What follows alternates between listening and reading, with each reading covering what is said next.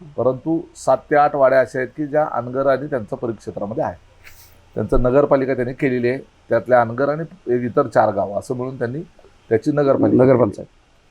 त्यांच्या गावामध्ये स्वातंत्र्याच्या आधीपासून असं म्हणतात, परंतु ग्रामपंचायतीची निवडणूकच झाली नाही.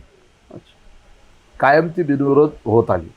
कदाचित पूर्वीच्या काळी सहमतीनं होत असेल, बरोबर. पण नंतरच्या काळामध्ये केवळ आपली परंपरा टिकवायची म्हणून अर्जच कोणाला भरू द्यायचा नाही आणि त्या ठिकाणी ती निवडणूकच होऊ द्यायची नाही. निवडणूकच नाही झाल्यानंतर ती बिनविरोधच ना. बरोबर. म्हणजे ते इलेक्शन नाही झालं, ती अपॉइंटमेंट झाली. बरोबर. सर्व सहमतीनं बिनविरोध करण्यापेक्षा दमदाटीनं बिनविरोध करायची. दम द्यायची गरजच नाही, कोणी भरायचंच नाही, यांच्या पुढे बोलायचं कोणी.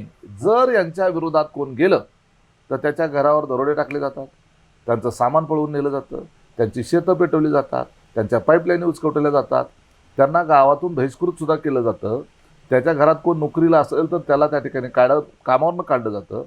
अशा अनेक प्रकारे अनेक ह्याच्यातून त्यांना त्रास दिला जातो.